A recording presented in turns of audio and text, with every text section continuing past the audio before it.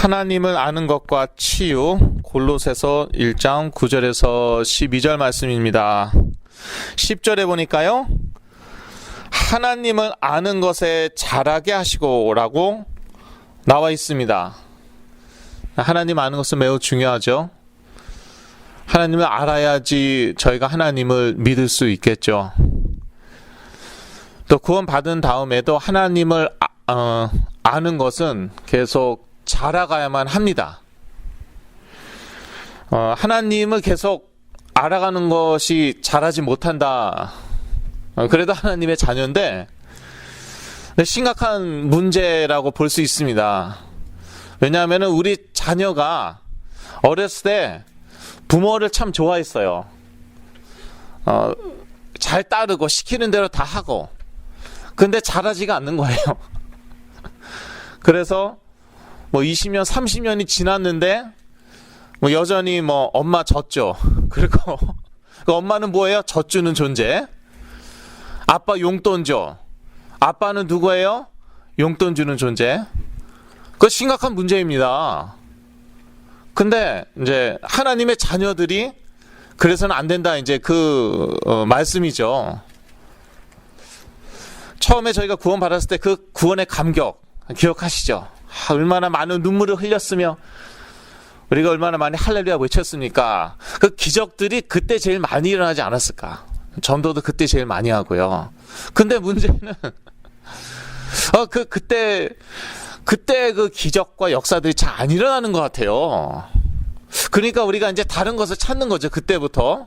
그러면서 그때부터는 그냥 all downhill 계속 내려가는 건데, 이거 하나님을 감동시켜야 되나 보다 해서 막 금식도 해보고 막 부르짖어도 보고 아니면 이 선행을 좀 해야 되나 보다. 이웃 사랑해야 되니까.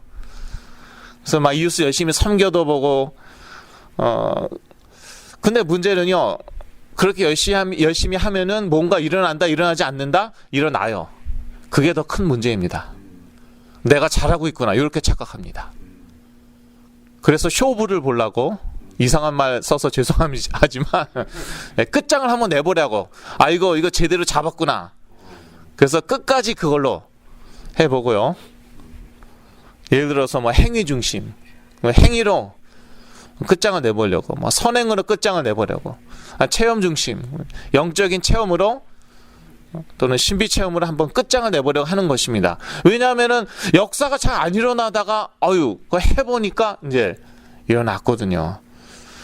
그러다가 이제 나중에 한번 뻥 터지는 거고, 저 같은 경우는 이제 그게 정신분열증으로 온 것이죠.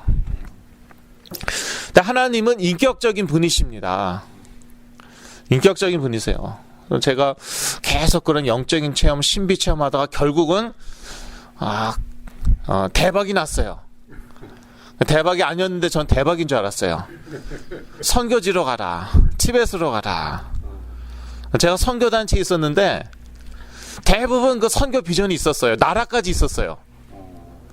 근데 없는 사람이 한 두세 명 있었는데 하필이면 내가 그 중에 하나예요. 근데 그 뭐라고 할까, 또 속된 말이 나와서 죄송하지만 꿀린다. 진짜 꿀리더라고요.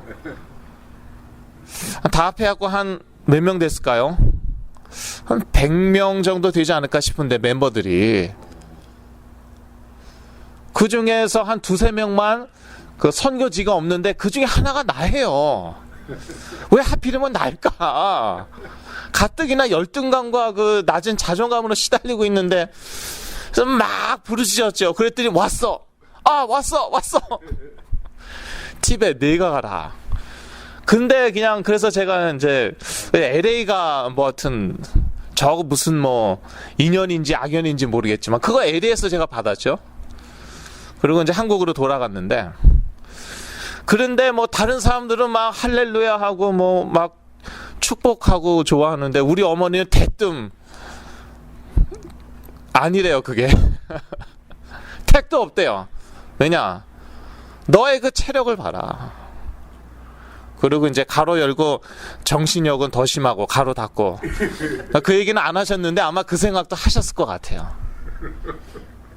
하나님은 인격적인 분이시거든요. 체력 안 되는데 티벳 같은 데 가서 죽어! 얼마나 비인격적입니까? 악령의 역사예요. 정신력이 그렇게 약한데, 착하고 똑똑한데 정신력은 약해요. 그런데 그 힘든 데 가서 생명 걸고 선교하라. 하나님의 음성이 아니었어요. 하나님은 아주 인격적인 분이십니다. 하나님을 아는 것이 치유에 있어서 아주 중요합니다. 하나님을 아는 것이 잘하지 않는다. 그렇다고 하나님의 자녀가 아니고 그런 건 아닌데, 문제는요, 이 세상에서 너무 고달퍼요. 저는 제가 얼마나 억울했는지, 정신분열증에서 딱 깨어나니까 혼자서 고생을 사서 한 거예요. 그래서 이제 많은 사람들이 칭찬도 하고 존경도 하고 인기도 뭐 짱이었죠. 오늘은 왜 속된 말이 자꾸 튀어나오는 걸까요? 정말 인기 좋았습니다. 제가 다니던 교회 대학부. 제가 얼마나 인기가 좋았냐? 자랑은 아니지만 새신자 담당이었어요. 왜냐하면은 그 새신자들이 이제 저한테 그냥 딱딱 붙는 거예요. 그 다음에 정착이 그대로 되는 거예요. 왜? 인기가 좋으니까. 인기 없으면은 좀 어렵겠죠. 자랑이 아니라고 그랬습니다. 하나님은 참 인격적인 분이시고, 그래서 뭐 안 되면 되게 하라. 그런 말은 군대에서 하는 말이에요. 또 세상에서도 하죠. 미국 사람들도 그런 표현이 있더라고요. 그런 비슷한 표현이 있던데, 하나님의 자녀에게는 그게 아닙니다. 하나님의 자녀에게는 뭐냐?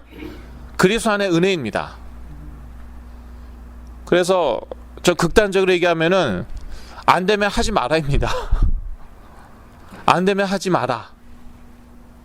그러면 어떻게 먹고 사느냐? 다들 그것 때문에 안 되는 걸 되게 하려고 그러는 거예요. 그러다가 부모 먹고 사는 데에도 지장이 오더라고요. 자기가 무너지니까. 안 되는 거 되게 하려고. 자기가 억지로 뭔가 하다가 자기 무너지고, 심지어 부모 무너지고, 부모님 먹고 사는데 문제가 오고. 정죄하는 건 아닙니다. 왜냐하면은 주로 착하고 똑똑하고 예민한 분들이 그렇게 해요. 너무 착하니까 부모님이 원하는 걸, 아니 그거 2배 이상 하려고 합니다. 헤아려서, 친절하게도 그것까지 다 헤아려 주셔갖고, 사실 그것까지 바라지 않는데 우리 부모님들은. 그렇죠? 그 똑똑하니까 너무 머리가 잘 돌아가는 거예요. 그 예민하니까 부모님이 원하는 거 딱딱 알아차리죠. 또 사회가 요구하는 거, 원하는 거 딱딱 알아차리죠. 그러나 이제 착하고 똑똑하고 예민하다고 다 뭐 정신 문제가 오는 건 아니고, 그 뒤에는 뭐 좀 영적인 그런 배경이나 영적인 흐름도 있고요. 여하튼 심리학적으로 얘기하자면은, 어머님들이 임신하셨을 때가 되게 중요합니다. 많은 분열증으로 시달리는 분들 보니까 어머님들이 임신 중에 우울하거나 불안하거나 두려워했더라고요. 그런 두려움으로 가득 찼더라고요. 심지어는 아기를 뗄 생각까지 했더라고요. 근데 그거는 의학적으로도 다 증명이 됐다고 저는 들었습니다. 어머니의 감정이 태아에게 그대로 전달된대요.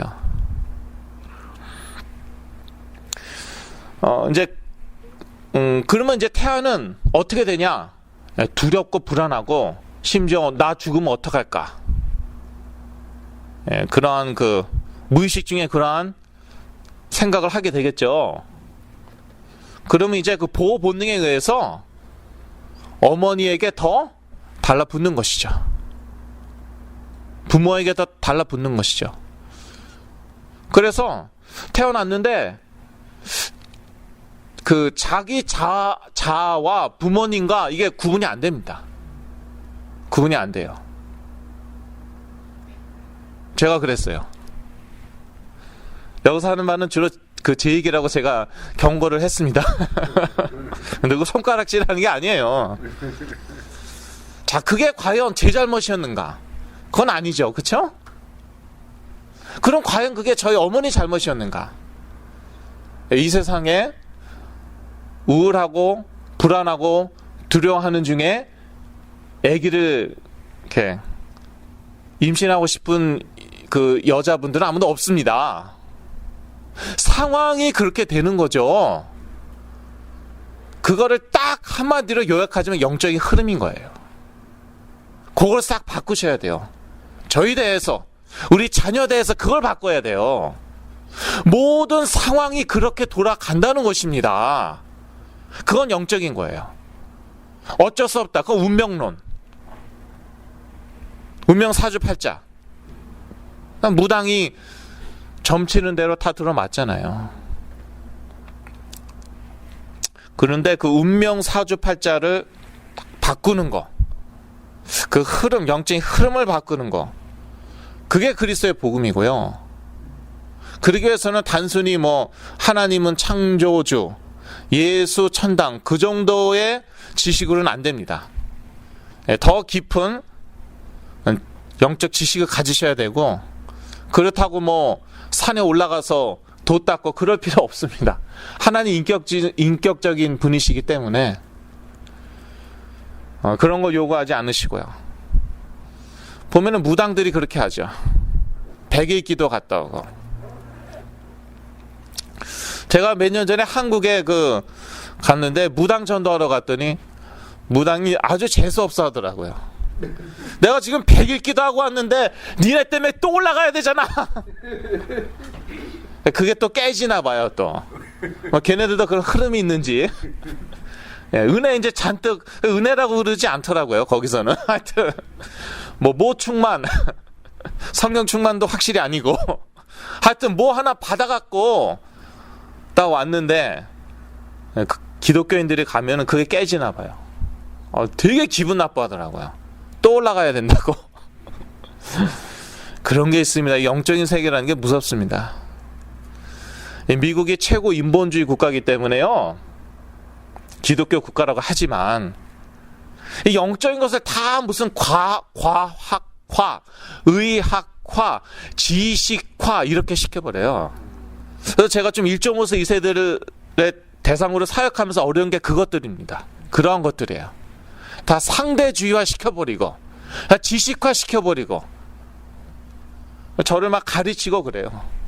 저 야단치고, 10몇 살짜리가 저한테 막,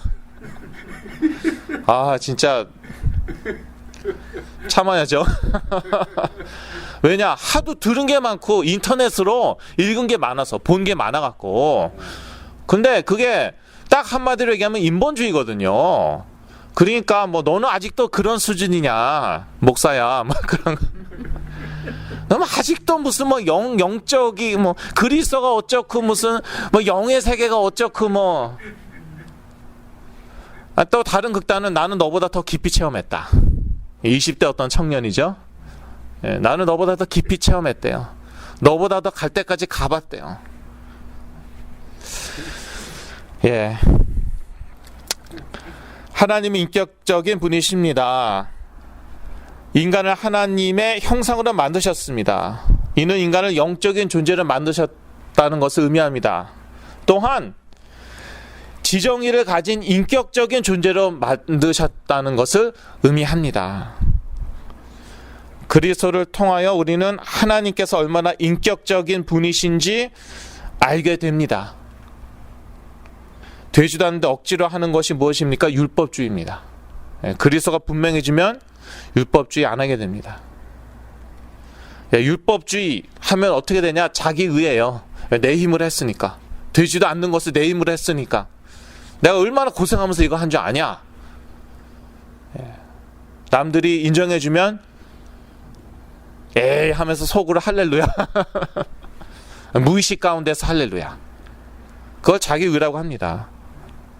또 그렇게 못하는 사람들은 정죄할 수밖에 없는 거예요. 그게 율법주의입니다. 그 다음에 내 자아가 완전히 없어지는 신비주의. 신비주의 깊이 들어가죠. 근데 대개 율법주의에서 시작하더라고요. 자기 행위를 뭔가 해보려고 하는데 안 되잖아요. 그러니까 그때는 신비 체험을 의지하는 것이죠. 뭔가 초월적인 힘을 의지하는 것이죠. 근데 그거 계속 깊이 들어가죠. 그러면은 내 자아가 없어집니다. 그게 바로 비인격적인 거예요. 내가 없어지고 그럼 거기에 뭐가 들어앉는 것입니까 도대체? 그래서 그런 식으로 뭐 나가다가 접신되고 귀신 들리고 정신문제 오고 수두룩합니다. 이러한 율법주의, 신비주의는 인격적이신 하나님과 거리가 멀다. 거리가 멉니다. 또한 그리스도 안에서 전 인격적으로 새 사람이 된 자신을 발견하게 된다. 예. 그래서 역시 그리스도입니다. 이 그리스도 안으로 더 깊이 들어가야 되더라고요. 뭐 예수 천당 그건 불신자도 다 아는 거고요. 첫 번째 대지 인격적이신 하나님. 하나님께서는 인간을 지정의를 가진 인격체로 만드셨다. 그래서 여기서 의는 의지라는 뜻이죠. 우리의 의지에 상관없이 그냥 뭐 하나님이 확 들어오셔갖고 자기 마음대로 하시고 그렇게 하실 수 있어요. 하실 수 있습니다. 그런데 잘 안 하십니다. 잘 안 하세요. 그렇게 하신 경우 예를 들어서 사울 왕의 경우 귀신 들렸잖아요. 심각했죠?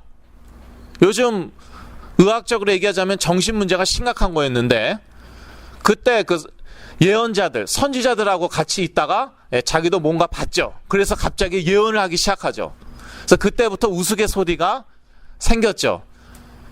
사울도 선지자냐? 그거는 조크입니다, 조크.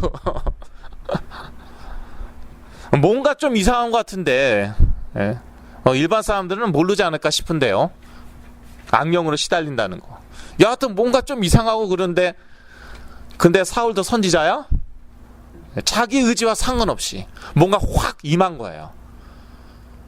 하나님의 자녀들에게도 그렇게 될 수 있을까요? 없을까요? 있어요. 자꾸 그렇게 된다는 것은 아주 안 좋은 사인입니다.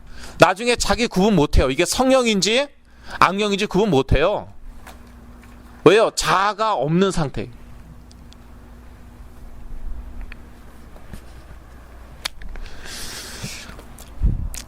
하나님께서 인간을 지정의를 가진 인격체를 만드셨다. 그래서 우리의 생각을 가지고 하나님을 정확히 알기 원하신다.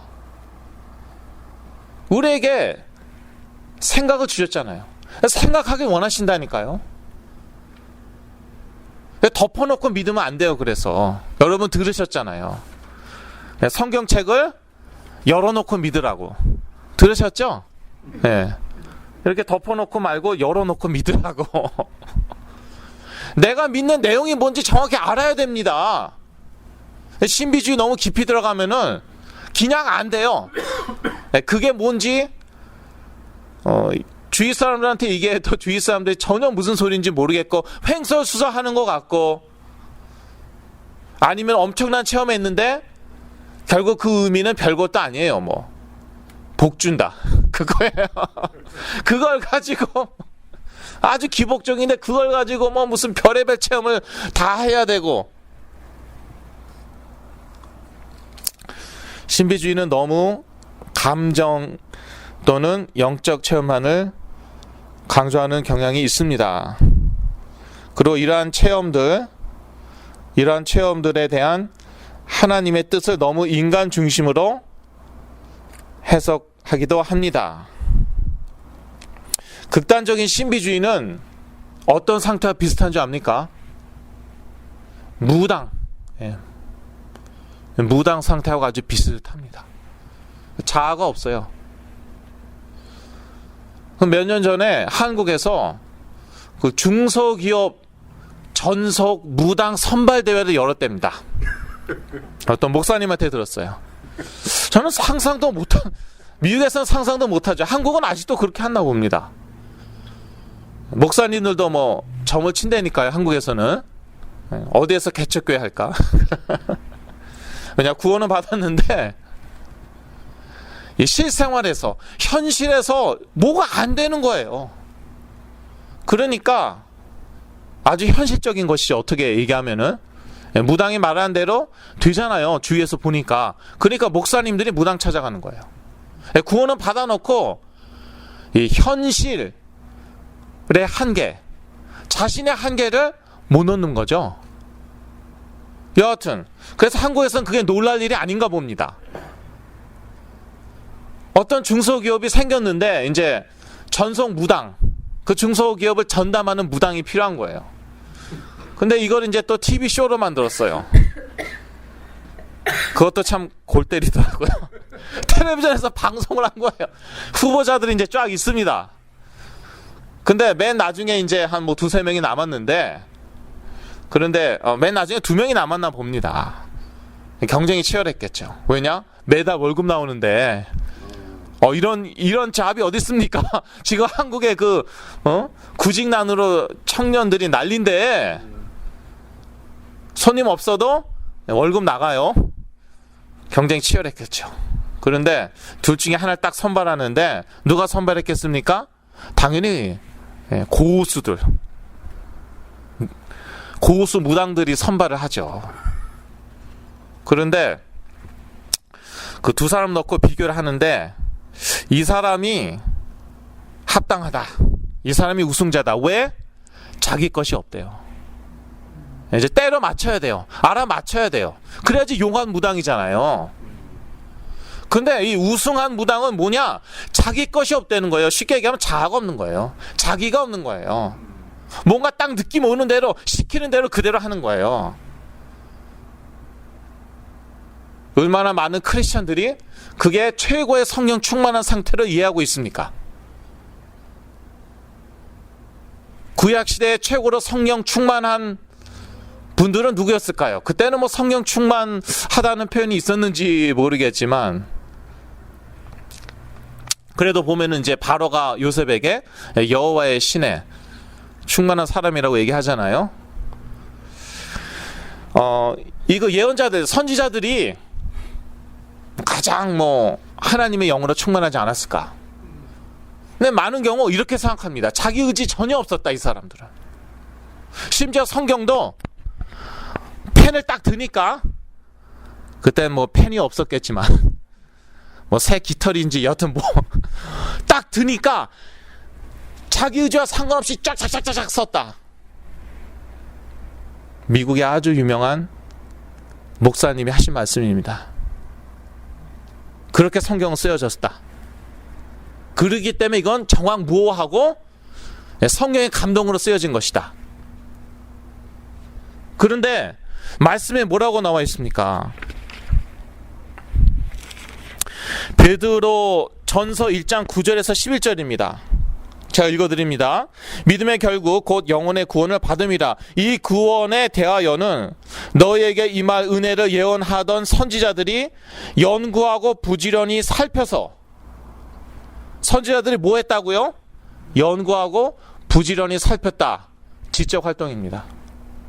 왔어 때려 맞힌 거 아닙니다. 하나님이 그러실 수 있느냐? 있습니다.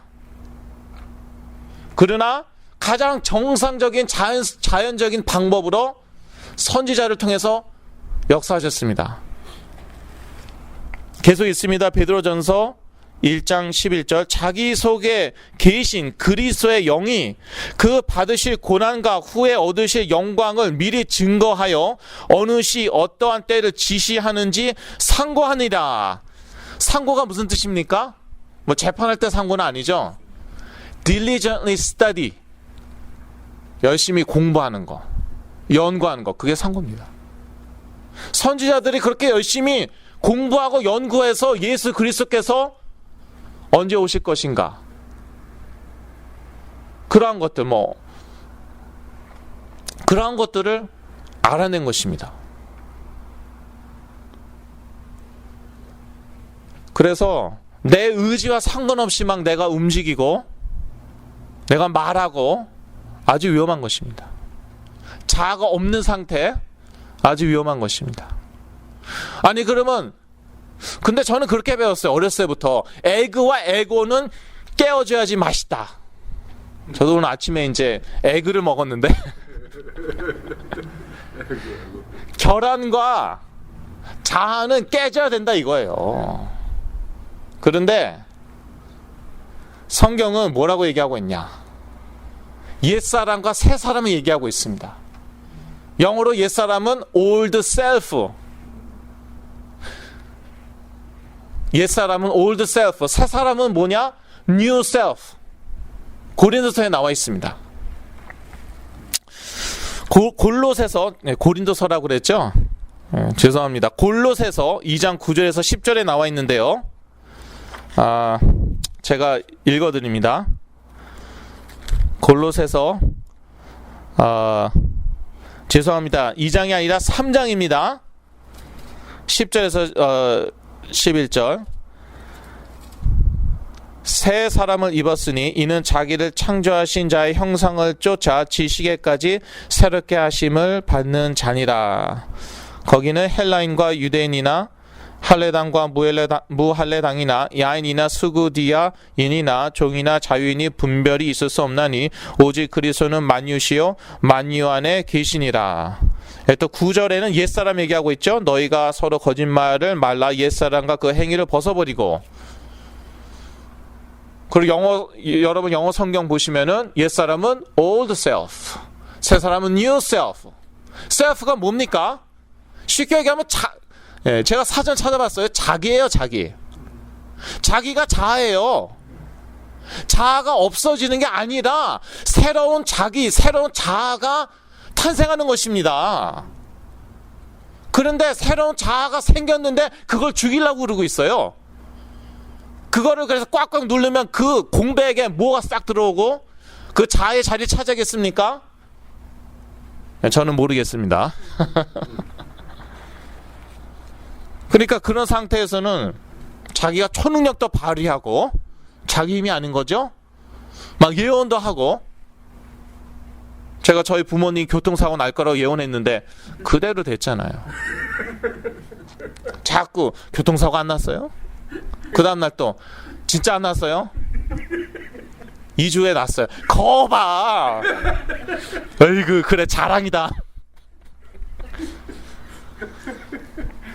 그런데 하나님이 기적적으로 보호해 주셔갖고 어떤 미친 여자애가 빨간불을 파란불로 보고 전속력으로 저희 부모님 차를 박아버렸어요. 그런 일이 있을 수가 있습니까? 그리고 막 엉엉 울더래요. 나중에 오리발 내미고. 정말 이상한 사람인데. 근데 하나님이 절대 주권을 가지고 보호하셔갖고요, 차는 엄청나게 많이 파손됐죠. 부모님은 멀쩡하게 집으로 오셨습니다. 이머전시에서, 토렌스에 있는 어떤 병원 이머전시에서 집으로. 팔에 이거 딱 보여주시더라고요. 팔찌 보여주시더라고요. 내 힘으로 예언한 게 아니에요. 그런 일은 정말 아무 때나 일어난 일도 아니고, 내가 없는 상태에서 예언하고 괴력을 발휘하고. 튼튼한 의자 제가 몇 개 박살냈죠, 저희 집에. 그 힘이 어디서 나오는지. 그래서 저희 집에 오신 분들은 아실 겁니다. 그 2층에 테이블이 있는데 옛날에 그 테이블 의자가 짝짝이었어요. 왜냐하면 두 개를 누가 박살냈더라고요. 그게 저였더라고요. 다른 의자 갖다 놓은. 지금은 이제 뭐 또 다 매치가 되는데, 이제 어떤 만물상 일하시는 분이 또 다 주셔갖고 이제 매치가 지금은 또 돼요. 예. 의자 박살내면 안 됩니다.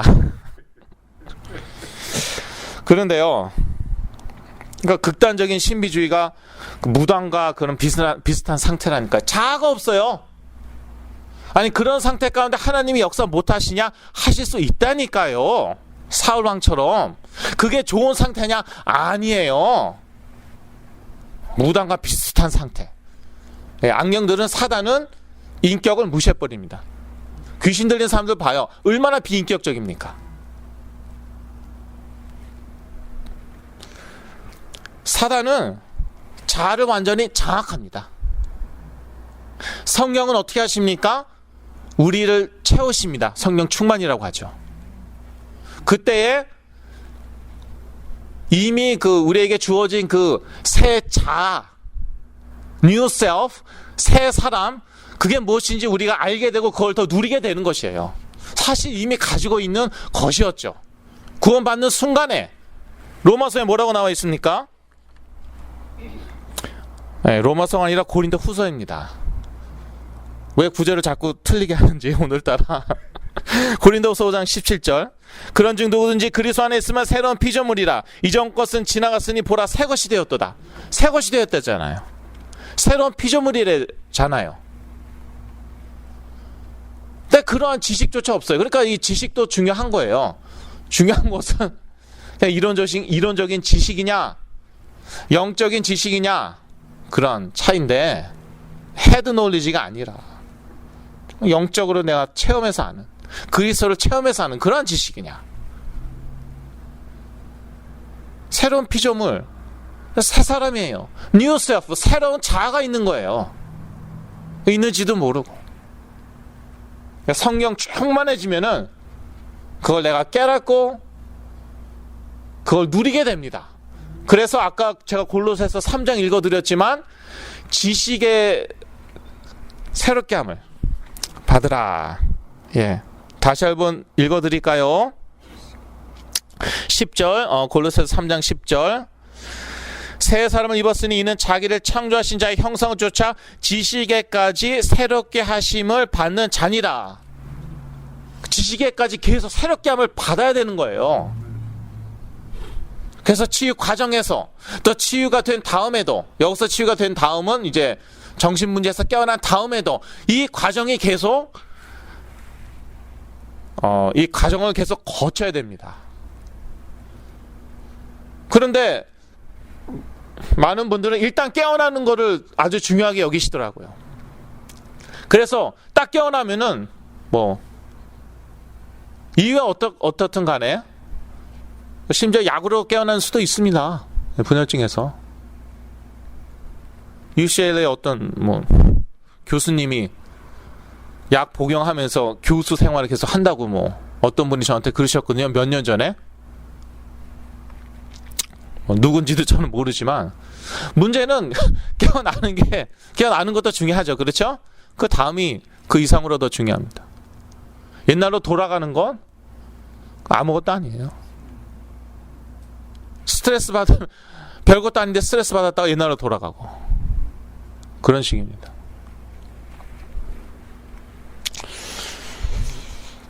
자, 두 번째 대지, 자아가 부모로부터 분리되지 못한 사람들.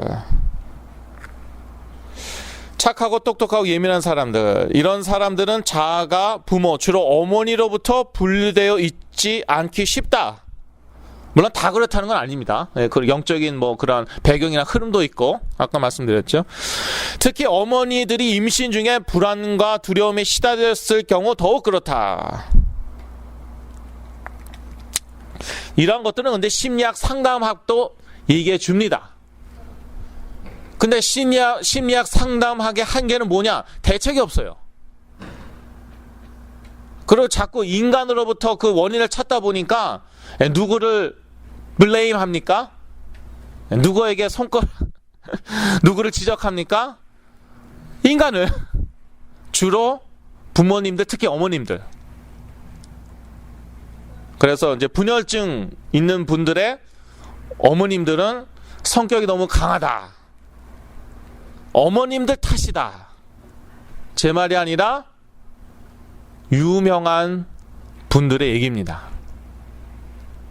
이름은 제가 거론 안 하겠습니다. 그렇지 않아도 어머니들은 가슴앓이 앓고 있는데요. 가슴을 앓고 있는데 거기에다가 정죄까지 받아봐요. 죽으래 소리입니다. 그리고 뭐 성격도 팔자라는 말을 제가 어디서 들었는데, 그렇게 성격이 고쳐집니까?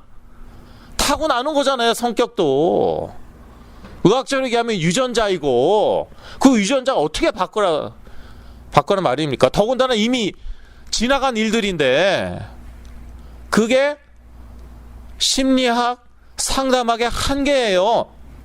답을 못 줘요. 어떤 경우 속을 더 뒤집어 놓고 있어.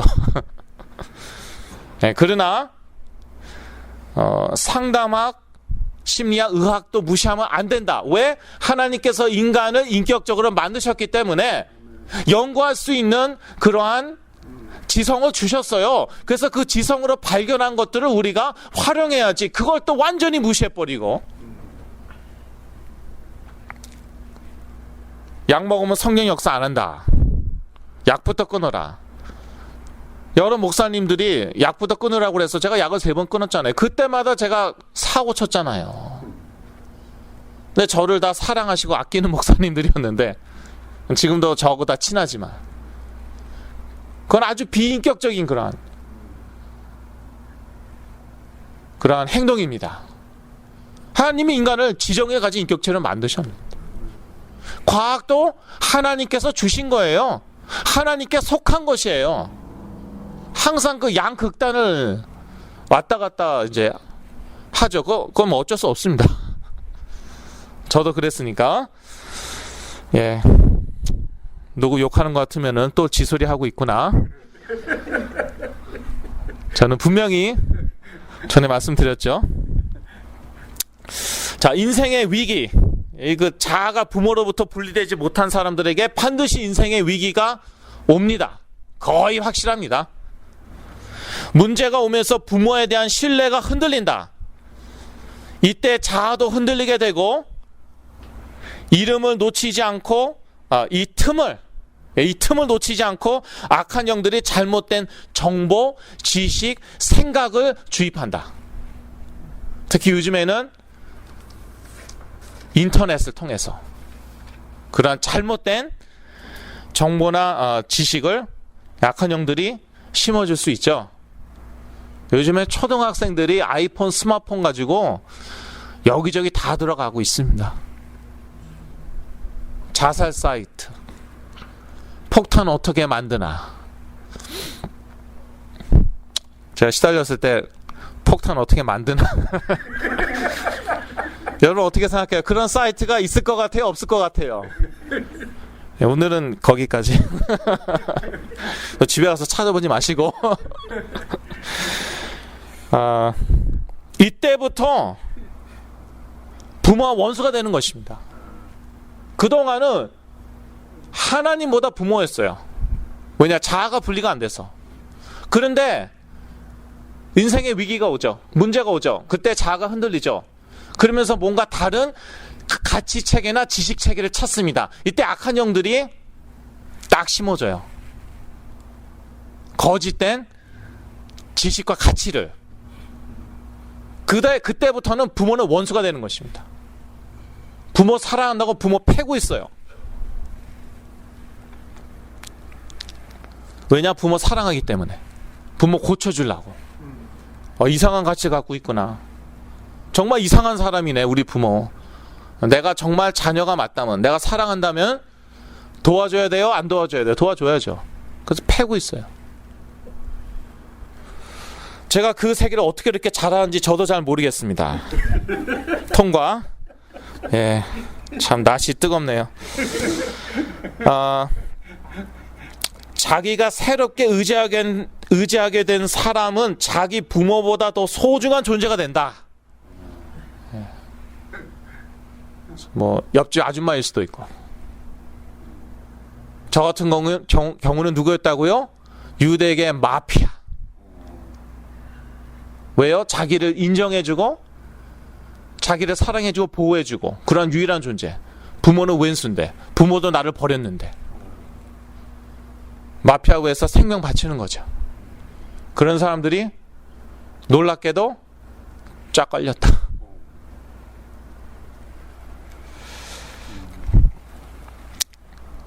여기서 더 심해지죠.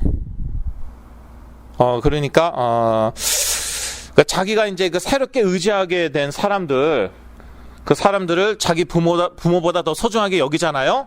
근데 여기서 더 심하게 되죠. 그러면은 있지도 않는 사람들을 자기가 사랑하고 의지하게 됩니다. 저 같은 경우는 그런 경우였어요. 부모하고는 사이가 되게 안 좋았는데 또 다른 사람들, 엉뚱한 사람들 하고는 또 사이가 좋고 막 잘해주고. 근데 거기서 더 지나니까 어떻게 되나 하면요, 있지도 않는 사람들, 유대계 마피아, 그런 사람들을 더 사랑하고 의지하게 되고, 이게 악한 영들이 다른 사람이나 존재를 가장해서 나타나거든요.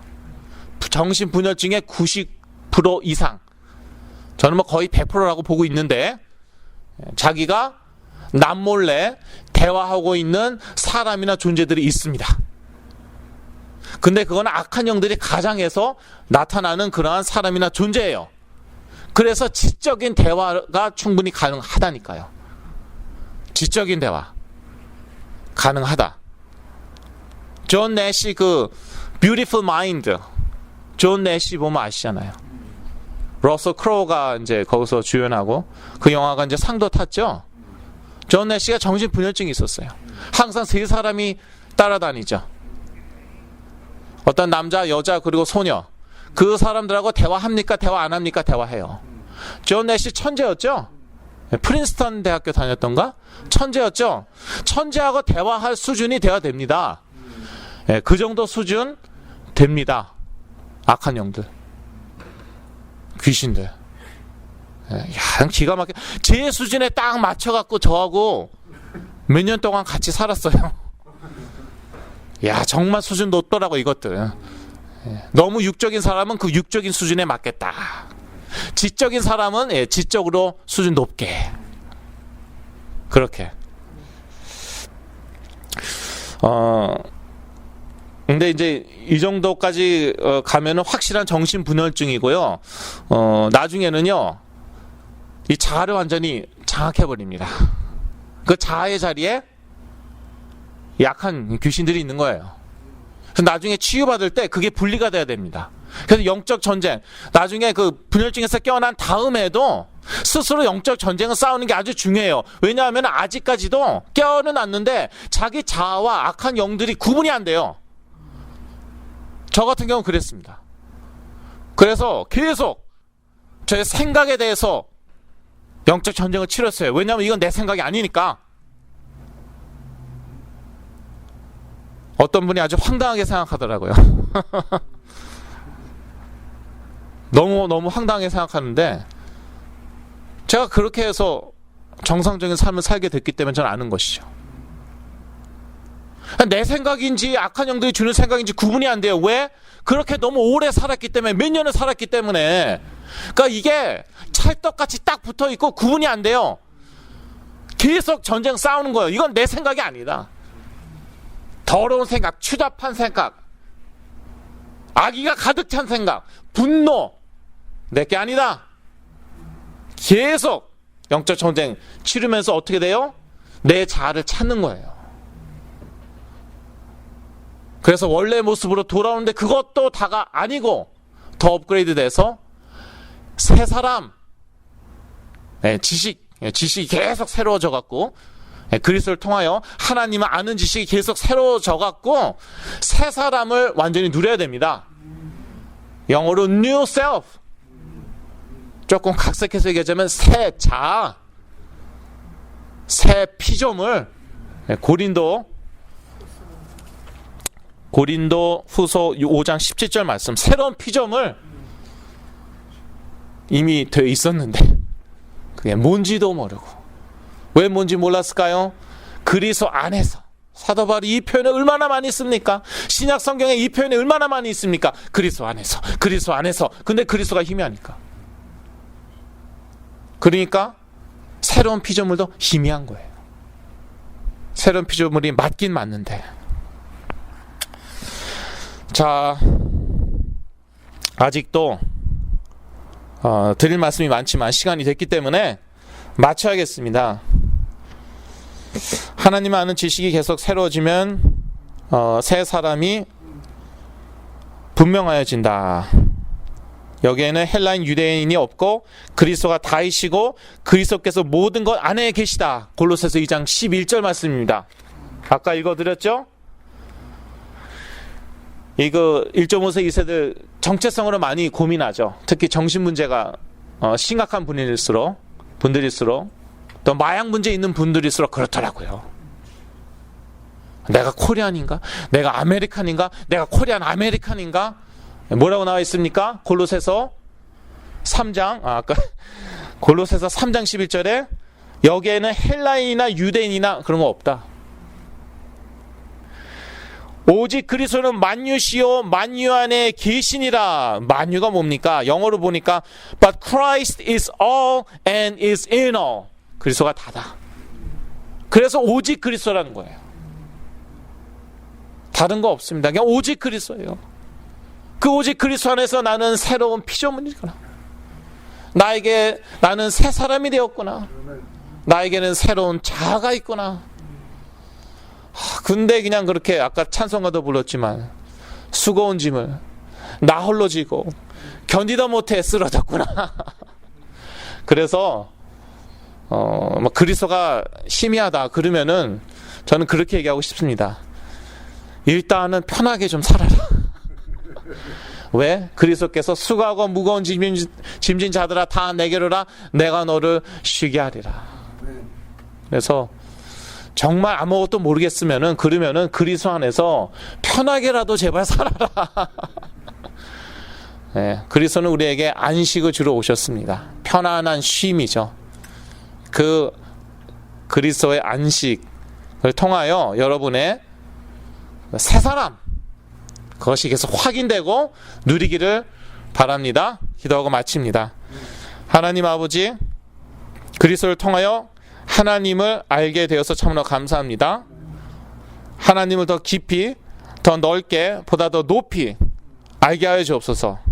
오직 그리스도 안에서 하나님의 영광을 아는 지식이 드러났습니다. 그 지식을 날마다 우리에게 허락하여 주시옵소서. 예수 그리스도 이름으로 기도드렸습니다. 아멘.